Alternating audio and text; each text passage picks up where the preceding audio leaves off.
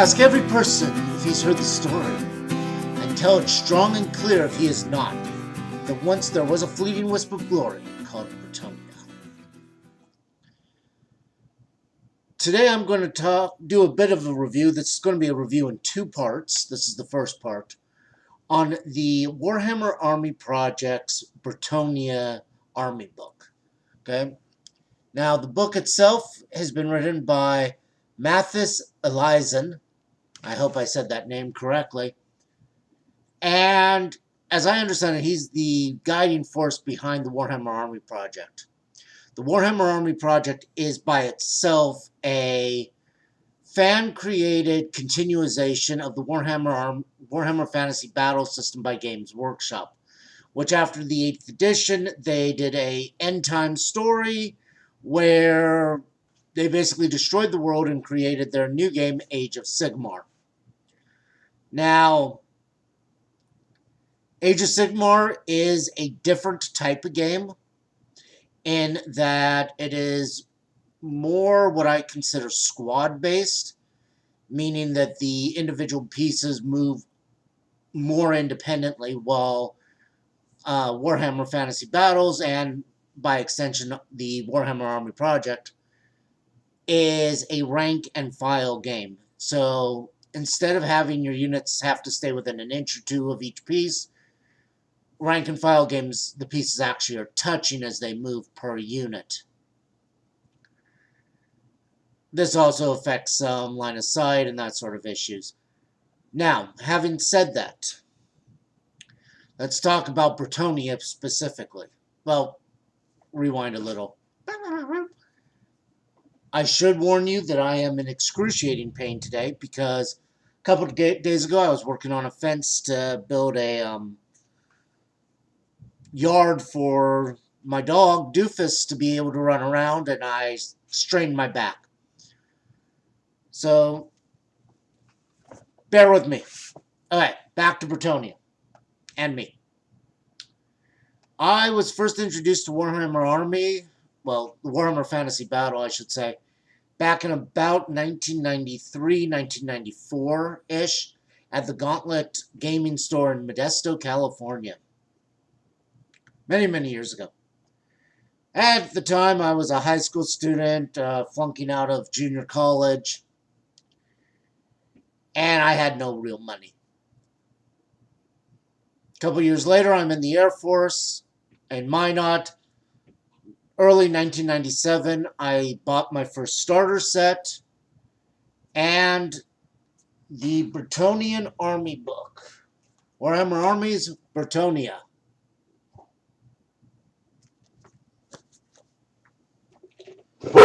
Played many games. Undead, High Elves, Dwarves, Dark Elves. Doofus is being Doofus. Come here, Doof. Yeah, there's a train going by, so Doofus gets a little riled up. Anyways. So played against, those were the normal opponents I played against back then. Time goes on, family, career, school, all those type of things get in the way. But I held on to my army. I would dip my toes in every now and again, etc. But I've always been attracted to the Bretonnian Army. Now, that was 5th edition Warhammer. 6th edition came out.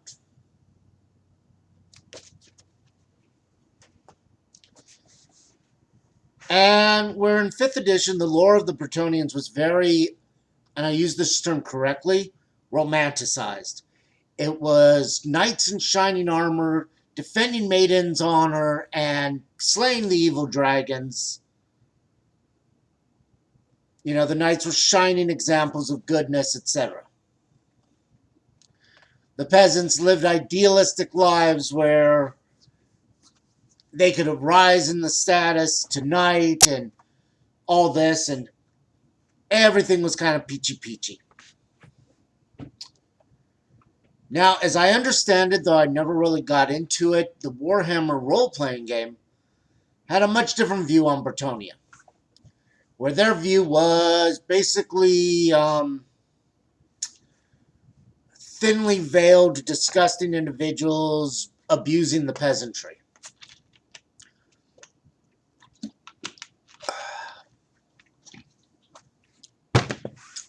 Sixth edition kind of Sixth edition went total grimdark on Bretonnia. The peasants were dirty and, paying 90% in taxes to their naive, if anything, overlords, etc. I much preferred the 5th edition lore. Now, Bretonnia was one of the armies that got very little love. And I'll put it bluntly. 7th edition, 8th edition did not see a new book. They kind of made a little bit of a return in the End Times supplements. But that was the end of the Warhammer Fantasy Battles from Games Workshop. This is where the Warhammer Army Project steps in. Because they kind of went through the lore and made their own version of the army. Now, in this video, I'm just going to be talking about Bretonnian lore.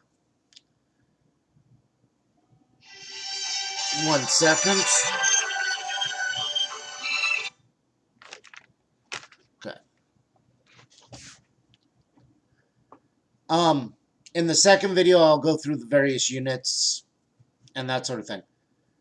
Now, let me make sure I got his name right.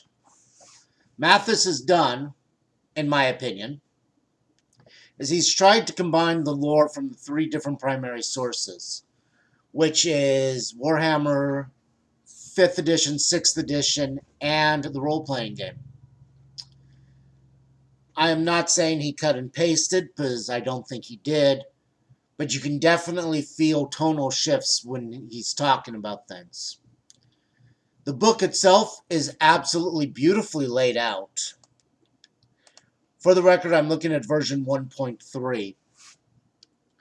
The book is beautifully laid out. The art, the way he's laid out the pages, top notch.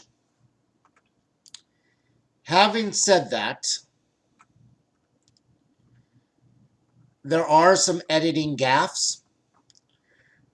There's some inconsistencies in how he refers to things. It might seem petty, but in Bretonnia, the fleur-de-lis is a very important symbol. He spells it both with and without hyphens, sometimes on the same page. It's nitpicky, but I do like consistency. There's a couple run-on sentences, a couple clipped sentences. I know I sound like I'm being negative. I'm not. I think what he has done here is actually quite amazing. Also, throughout the book, there are text boxes where he relates a continuing story of a knight-errant on the quest to find his brother. I really found that this tied in things nicely. While doing the read-through, it was something I was looking forward to in different sections. So I think that was very well done. Throughout the book, he covers the history of Bretonnia from when it was founded in the first Grail Knights to the first successor to the throne, etc. He goes through describing each dukedom, giving each one its own individual character. If anywhere, however, this is where you see the clipping, or whatever you want to refer to it as, coming from Warhammer RPG, because in almost every dukedom it explains why someone, excuse me, would become an adventurer. This definitely screams the role-playing game, because it's giving you those character hooks. I probably would have liked to see a little bit more rewriting, but considering that this gentleman has done dozens of these books in a relatively short amount of time, with such a wonderful amount of visual editing, I can understand why the text is a little borrowed from. Okay? I do feel that it captures the spirit of a darker Bretonnia than I personally would prefer, but it doesn't portray the knights as being quite as corrupt. It does acknowledge that there are some corrupt knights, but for the most part, it shows the knights to be kind of naive, I would say, about the plight of the peasantry. For my own personal headcanon, I will be doing a much more shiny knight type thing. I think that the best way for Games Workshop to continue on with Bretonnia when they go back to the Warhammer The Old World project is to, how to phrase this, to kind of have the different dukedoms be different levels of darkness, having some be very shiny and peasants can rise up, while others are, the peasants are paying 90% taxes, and the guy who gets a pig for building the trebuchet feels it's more wealth than he has seen in his entire life. Now, so overall, I would have to give the book itself 3.5 out of 5 stars. While the art and layout, I would give 4.5 stars, and the writing content about 3 stars. Just because I do feel that the tonal shifts, and when I say tonal shift, what I mean is you can obviously tell that this part was primarily inspired by one writer, and then this part was primarily inspired by another. And when it happens on the same page, it can be a little jarring.